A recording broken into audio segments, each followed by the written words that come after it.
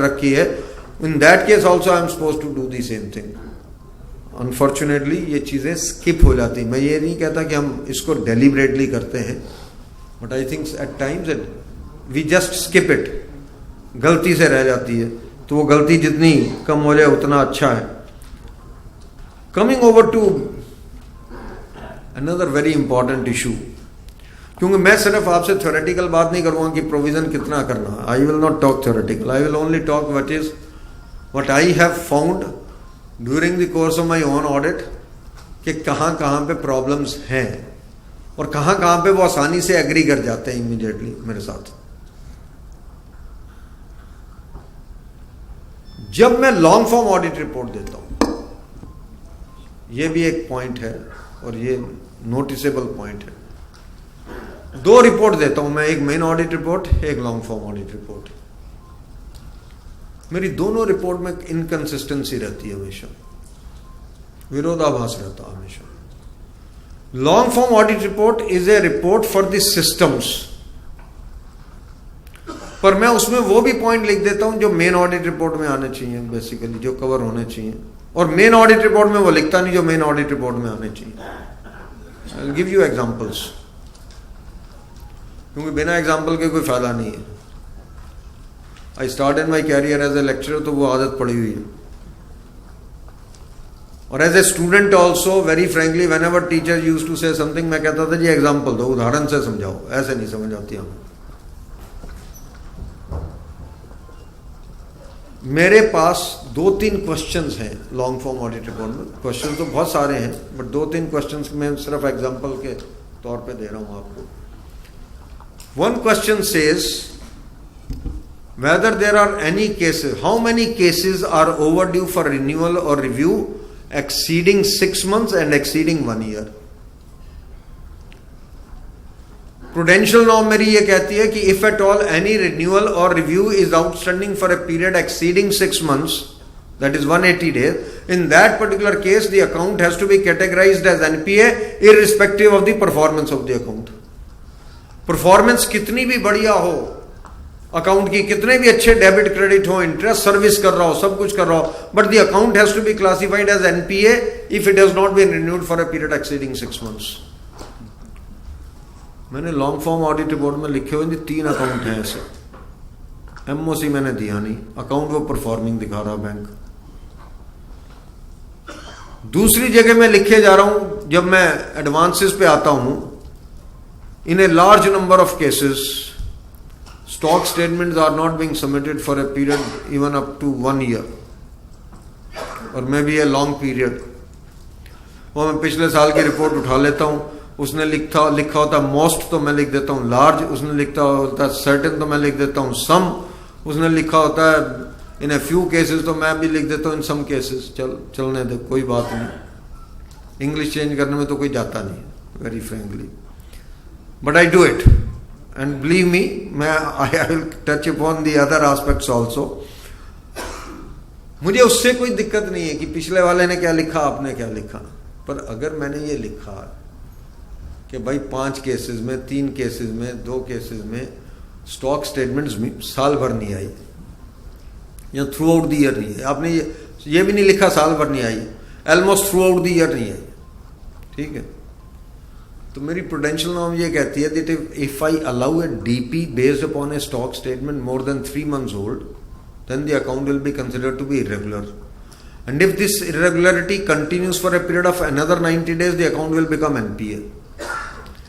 इसका मतलब ये है कि अगर मैंने कोई भी एडवांस दिया हुआ है against A DP, against A stock statement which is more than 180 days old, अगर मेरे पास कोई स्टॉक स्टेटमेंट 180 दिन से पुराना है और उसके बेसिस पे मैंने डीपी अलाउ कर रखी है, the account has to be categorized as non performing irrespective of the performance of the account.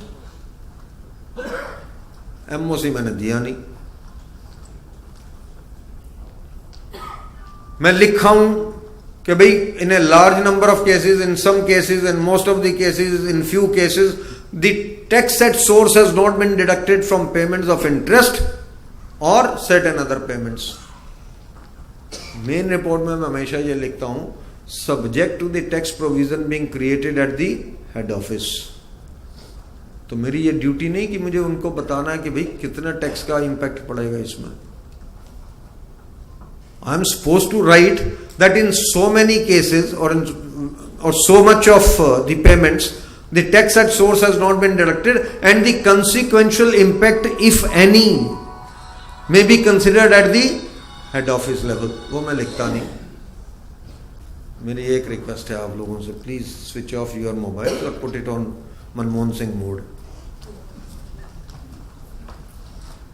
It really disturbs, यही कह सकता हूँ आपको, disturbs the concentration.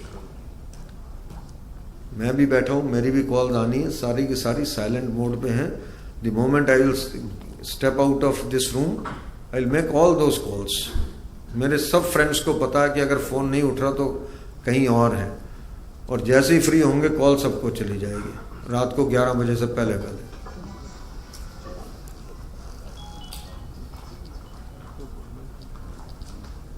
Another point, as I was saying, कि आप अगर TDS का आपने लिखा, then you must be very clear as to what is to be done in the main audit report, because main audit report is to be read by the central auditor, by the management for the purpose of tax calculation. और अगर मैंने वो नहीं लिखा है, I am running into a problem zone, believe me. और अगर वो प्रॉब्लम है तो है. अब मैं क्यों ये कहना चाह रहा हूं आपको, मैं इसलिए कह रहा हूं, अगर खुदा ना खास्ता आपने कोई एनपीए नहीं किया अकाउंट और उसका रेफरेंस आपने दिया हुआ, आपने कहीं पे लिखा कि ये तो सिक्योरिटी बेच के खा गया, रिपोर्ट है कि ये सिक्योरिटी बेच के खा गया. आपको ये रेफरेंसेस मिलते हैं लॉन्ग फॉर्म ऑडिट रिपोर्ट में, मैं आपको बता रहा हूं. और आपने अकाउंट को डाउटफुल में भी नहीं डाला, डाउटफुल तो छोड़ो, सबस्टैंडर्ड में भी नहीं डाला. If someone files a complaint against you in the institute, और डिसिप्लिन वाले पूछें जी आपने क्यों नहीं किया, तो आप तो ये भी नहीं कह सकते कि मुझे इस अकाउंट के बारे में पता नहीं था, क्योंकि आपने लॉन्ग फॉर्म ऑडिट रिपोर्ट में तो उसकी पूरी गाथा लिखी हुई है, रामायण महाभारत जो भी कह लो. तो कई ब्रांचेस में जब मैं गया तो बोले जी कि आपका मतलब ये है कि दोनों जगह नहीं लिखे तो हम सेफ हैं. मैंने कहा भाई मैं यहां पे ये कहने नहीं आया हूं कि दोनों जगह मत लिखना, मैं सिर्फ ये कहने आया हूं कि अगर आपकी किसी चीज का इंपैक्ट प्रोविजनिंग के ऊपर है, इनकम रिकॉग्निशन के ऊपर है, in that particular case you must first report it in the main report and then go to the long form audit report.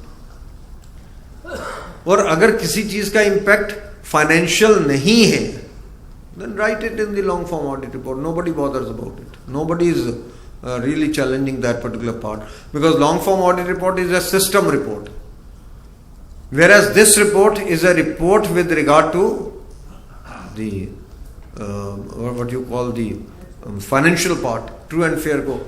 आपने लिखा है कि बैंक रिकंसिलिएशन स्टेटमेंट मैंने लिया है और उसमें बैंक रिकंसिलिएशन में आपकी कुछ इंटरेस्ट की एंट्रीज आउटस्टैंडिंग है, तो अगर इंटरेस्ट की एंट्रीज आउटस्टैंडिंग है रिकंसिलिएशन में, तो आप उसका एमओसी दोगे या नहीं दोगे? जरूर दोगे. To this aspect I will come little later, but what I am trying to tell you is, please be consistent so far as your main audit report and the long form audit report is concerned. Any inconsistency can be detrimental to my health. Bank की health के लिए तो detrimental हो या ना हो, मेरी health के लिए detrimental है. It is hazardous to my health for that matter. Coming over to now specifics. Cash credit account. When I talk of the cash credit account, friends, I will only say that there are ways and means. ये एक ऐसा account है, बाकी सब जगह हमने ये कहा, if an account is overdue in principal payment or in interest payment for a period exceeding 90 days or more. यहाँ पे मैंने ये लैंग्वेज नहीं यूज की प्रूडेंशियल नॉर्म्स में. यहाँ पे मेरी लैंग्वेज है कि अगर 31 मार्च को बैलेंस शीट डेट को जो लास्ट क्वार्टर मेरा है पूरा, पर्टिकुलरली उसके संदर्भ में, अगर उसमें मेरे जो या तो क्रेडिट्स हैं ही नहीं पार्टी के, और हैं तो वो क्रेडिट सफिशिएंट नहीं है to meet the debit of the interest, then the account has to be considered as an NP account. इसमें सर्विस ऑफ इंटरेस्ट की बात है विद द क्रेडिट्स, आपको पे होने की बात नहीं है। आपका शुरू में भी 1 करोड़ था, आखिर में भी 1 करोड़ ही है, पर इंटरेस्ट आपको मिल गया, जो आप डेबिट करते रहे वो आपको मिलता रहा आउट ऑफ द प्रॉफिट्स और from what ever sources the party keeps on giving you. The important issue in this is, जो मैं आपको क्रेडिट्स पे लाया हूं खास तौर पे, बैंकर्स हैव बिकम स्मार्ट। जिसमें आपके पास कोई क्रेडिट नहीं है, वो पार्टी को कहता है यार तू 2-4 check they they different dates में मुझको। वो कहता पेमेंट नहीं है, मेरे पास बैलेंस नहीं होगा, तो तू इसकी चिंता मत कर, give me the cheque. Cheque लेता है, प्रोविजनली क्रेडिट होता है, बैलेंस नहीं होता दूसरे अकाउंट में, उसको डेबिट कर देता। जब आपको सबमिशन आती है तो आप देखते हो क्रेडिट भी है डेबिट भी है। क्रेडिट तो है, और इतने क्रेडिट है कि इंटरेस्ट की सबमिशन आप मीट आउट कर सकते हो। Absolutely wrong. अगर आपको कोई इंटरेस्ट, अगर कोई ऐसा मिल जाए अकाउंट जिसमें जितने का आपको क्रेडिट है उतने का ही डेबिट नेक्स्ट डे ही है, वो दिखवा लीजिए कि डिसऑनर्ड चेक्स का तो नहीं है कैश क्रेडिट अकाउंट में। और अगर वो है तो वो आप वैसे भी उनसे पूछ लीजिए, एक पर्टिकुलर अमाउंट के अबव के भी जो चेक्स आपके डिसऑनर हुए हैं उनका बता दीजिए, वो उनके पास रहती है return, don't worry about it, वो सिस्टम से ही निकल आएगी आपके। वो आपने ले लिया और फिर आपने देख लिया भी ये क्रेडिट तो इसने कहीं कंसिडर नहीं कर रखे। अगर वो क्रेडिट कंसिडर कर रखे हैं तो उसका अकाउंट को गाड़ी चढ़ा दीजिएगा, कि उसमें सोचने की भी आवश्यकता नहीं है आपको। पर ये केसेस इक्का दुक्का आपको मिल सकते हैं, ये आपको बता सकता हूं। बैंकर्स आर स्मार्ट, हम उनसे ज्यादा स्मार्ट हैं। अब किसी ना किसी ने पकड़ा होगा तभी आपको बता रहे हैं। After all this guidance comes out of the experience, the guidance doesn't come out otherwise. तो जो अपनी स्मार्टनेस वो करता है, हम आपको बता जाते हैं। मेरा अपना मानना ये है, आपने 250-300 लोगों को बताया, उसमें से अगर 10 ने भी कर दिया तो आपका पर्पस अचीव हो गया। क्योंकि अगर आपको जूस पीना है ना ब्रांच में जाके, तो आपको ऑडिटर का रूप दिखाना पड़ेगा, विजिटर का रूप नहीं दिखाना आपने। विजिटर के रूप में तो पानी मिलता और ऑडिटर के रूप में आपको जूस मिलता है, ये ध्यान रखिएगा। शो दी ऑडिटर्स रूप। Another thing that one will like to say is, unfortunately stock statements आती भी हैं, बैलेंस शीट भी आती हैं, प्रॉफिट एंड लॉस अकाउंट भी आता है, शेड्यूल्स आते हैं, एनालिसिस नहीं होता कहीं पे भी। 95% केसेस में उसका एनालिसिस जीरो है। Even at the time of renewal और review the analysis is zero. Why I am saying so? वो स्टॉक स्टेटमेंट देता रहता है कैश क्रेडिट अकाउंट के लिए, हम एक्सेप्ट करते रहते हैं, बैंकर भी एक्सेप्ट करता रहता एज अ गॉस्पेल ट्रुथ। अगर स्टॉक स्टेटमेंट यही कह रही है इतनी तो क्वांटिटी आइटम की और ये टोटल वैल्यू, तो ये समझ लीजिए इसमें कुछ नहीं है।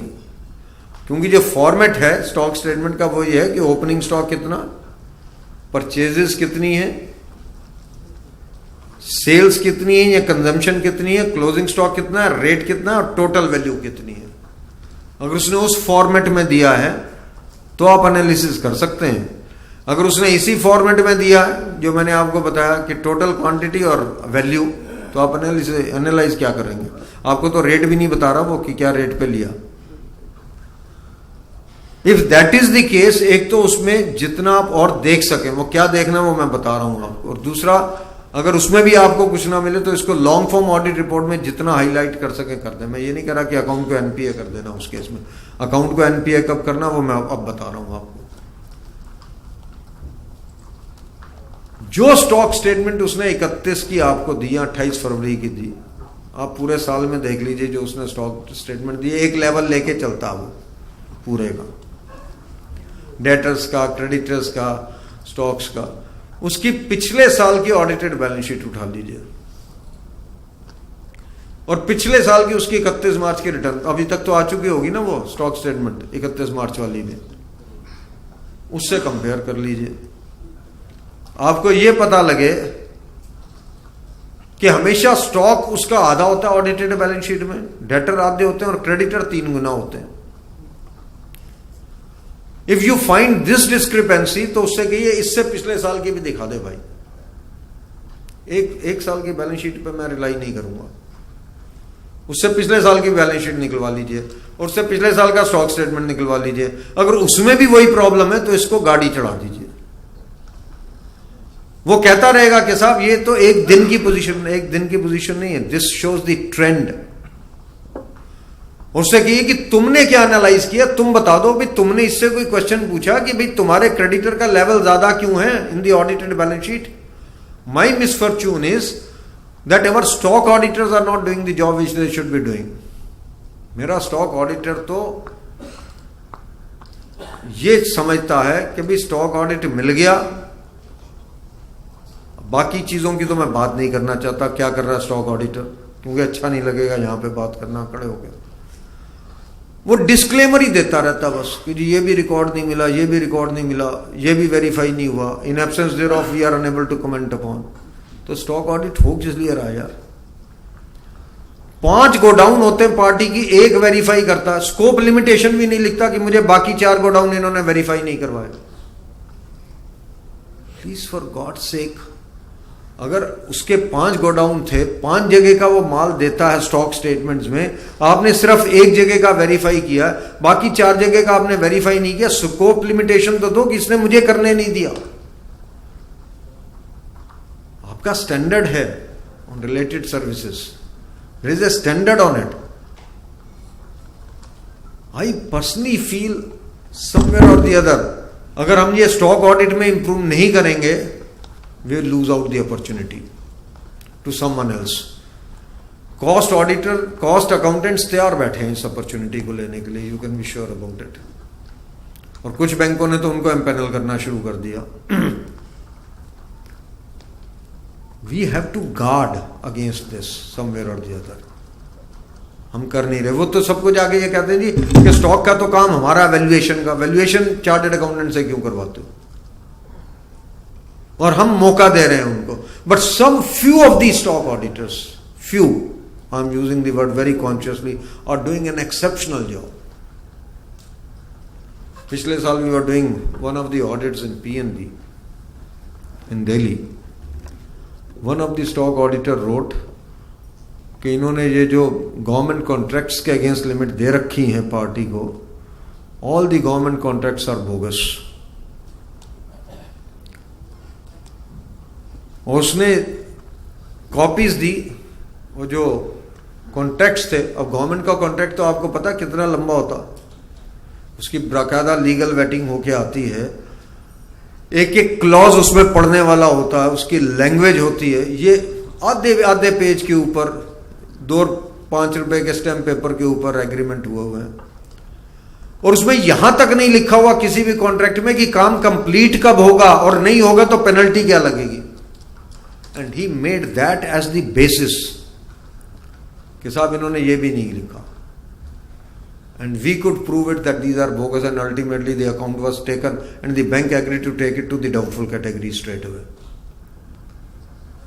Some of the stock auditors do a fantastic job. Some of the stock auditors went to the MCA 21 site, क्योंकि एक साइट हिंदुस्तान में जिसका आप फकर से महसूस कर सकते हो, दैट इज MCA 21। जो उन्होंने इन्वेंट्री दिखाई हुई थी वो चला गया MCA 21 पर। ये मैं आपसे कहना चाहता हूं, 1-2 केसेस में MCA 21 साइट विजिट कर लो यार। ये तो प्राइवेट लिमिटेड में भी कर सकते हो, बैलेंस शीट की फिगर तो मिलती है, प्रॉफिट एंड लॉस की नहीं मिलती। और पता लगेगा कि एक ही दिन में 3-3 बैलेंस शीट साइन हुई है कहीं पे। MCA 21 की बैलेंस शीट एग्री नहीं करती, जो बैलेंस शीट बैंक को दे रखी है उन्होंने। यहां पे इन्वेंट्री की फिगर और है, वहां पे इन्वेंट्री की फिगर टोटली और है, वहां पे डेटर्स की और है, यहां पे डेटर्स की और है। और मैं इसमें ये एक्सपेक्ट नहीं कर रहा कि आप फ्रॉड डिटेक्ट करने जा रहे हो, it is only an assurance. मैं ये कह रहा हूं आपके पास 50 अकाउंट हैं, उसमें से सिर्फ 2 कर लो, 3 कर लो, अपने यहां पर रिसीट रखो कि हाँ मैंने ये किया था। I exercise all the due diligence which an auditor should have done. और उसमें अगर आपको 2 में नहीं मिलता तो कोई दिक्कत नहीं है, पर अगर 2 में से 1 में मिल जाए तो फिर क्या नतीजा, और वो अकाउंट तो सीधा ही कहीं और जाना चाहिए। मिलेंगे आपको, ये बता रहा हूं, अगर if you do it seriously you will get it also. So what one is trying to tell you, cash credit के अंदर समेशंस डेबिट एंड क्रेडिट के बहुत इंपॉर्टेंट है, एनपीए करने के लिए नहीं, फ्रॉम सम अदर एंगल। आपने उससे कहा कि टोटल क्रेडिट और डेबिट बता दो, उसकी टर्नओवर बता दो, टर्नओवर उसकी 1 करोड़ है, टोटल क्रेडिट कभी 10 लाख से ऊपर बढ़ा ही नहीं उसको।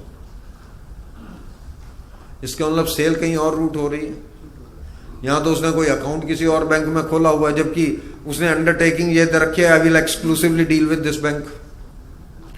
परचेजेस वो दिखाता है 80 लाख के, मेरे यहां से परचेज के उसके कभी डेबिट जो है वो 15 लाख से ऊपर के नहीं गए। कैसे बात बनेगी? इसका मतलब नंबर 1 नंबर 2 की जो ट्रांजैक्शन है, यहां उसका कोई बैंक अकाउंट और है, या किसी एनबीएफसी से कोई फंडिंग करवा रखी है। If you come across these things, इससे एनपीए नहीं करना, highlight this in the long form audit report as much as possible, कि भाई this is an indication towards कि इसमें प्रॉब्लम्स हैं अकाउंट में, और ये पूरी की पूरी टर्नओवर हमारे यहाँ नहीं रूट कर रहा। इसका ये पूछा जाए कि कोई और अकाउंट है, या ये क्यों टर्नओवर नहीं हो रही, क्योंकि कैश में तो आजकल आप एनकरेज करते नहीं।